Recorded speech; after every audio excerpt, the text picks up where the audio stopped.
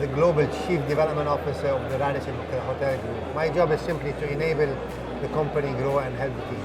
Fantastic. And how has the show been for you so far? I think so far so good. Met a number of people, a lot of networking, a lot of opportunities, and I'm basically here to support the team. Fantastic. Now you had a talk this morning Yes. at a conference that was just taking place in the next room. Can you share a little bit about what you discussed at that panel?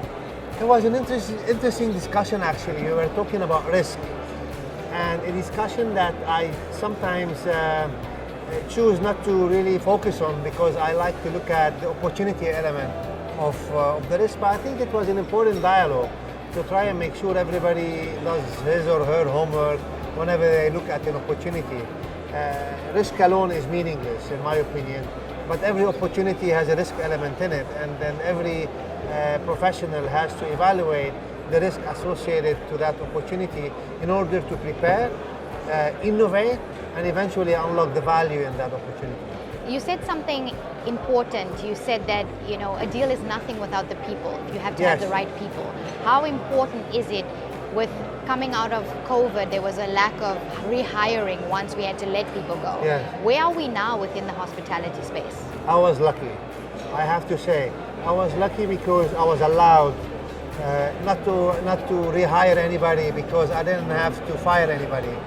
So the team that I look after has been carefully or genuinely looked after. So we didn't have to hire more other people.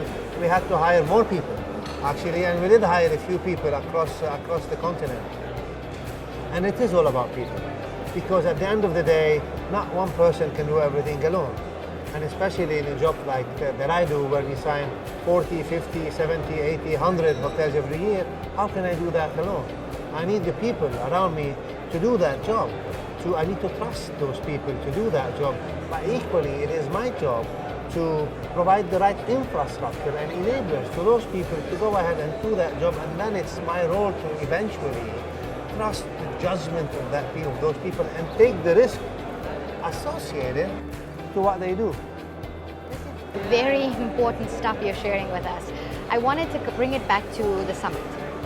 Is there any specific elements, development projects, anything in the pipeline that you specifically here to share about Radisson's? Today? Mm-hmm. Well, generally, it's a very exciting time for our organization.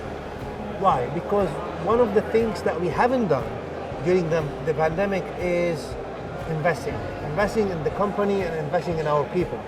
So despite the pandemic and the fact that we have been going, or we have went through some very turbulent financial times like everybody else did, our shareholders, we were fortunate to have shareholders that chose to look at the long term instead of the short term. And by that I mean they chose to continue investing in the company, in the people of the company, because we look at it from a long-term perspective. So I think it's very exciting times because soon we are going to reap the fruit of the investments that we've made during the pandemic. We invested over 400 million euros in the company, in IT infrastructure, and in our hotels during the pandemic in order to capture the fruits of those investments after the pandemic. So it's very exciting times now to capture that. Here in this part of the world today, we have around 75 hotels open and under development. And the dream, or the ambition actually, is to double that over the next 5 to 6 years. Obviously, we have to take some risk in doing that. It has to be a calculated risk, but we will trust our people in doing that, and we will enable and trust their people in doing that. And as I said this morning, it is very important when you go through those journeys to tolerate mistakes, because you need the people to have the guts. You need the people to be innovative. And if you don't let them make mistakes, they will never dare doing that. I love what you said about creating a culture that allows people to make mistakes. It's super important. And it's true. Going back to what you said about investment, Yes. Why did Radisson choose now to decide to focus on investments? Well, we chose to believe that during the tough time is the best period to prepare for the good times. During the good times, you're busy producing, you're busy creating results. During the tough times, it's planning time. It's the time to look ahead and anticipate for the future. So the choice was simply because we had a vision for the future. We chose to commit despite the adversities. Back to your stand that we are sitting in right now. Have Yes. you had any interesting conversations here? Today, yes, we had quite a few interesting conversations. I met a few people who wanted to develop hotels with us in Saudi Arabia, actually, a couple of hotels, exciting opportunities in Saudi Arabia.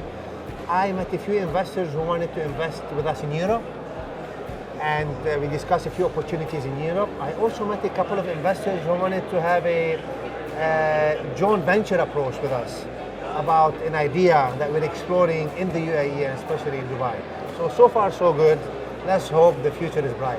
It sounds like it is very bright. Final question. So Please. we are at the Future Hospitality Summit. To you, in your opinion, what does the future of hospitality look like? I think it's bright. I think the future of hospitality is bright because I believe people always want to travel, people want to develop, people want to explore. And the nature of human being is always to travel. The first thing that humans did after establishing themselves somewhere in the world, they decided to move out and travel. And that will continue.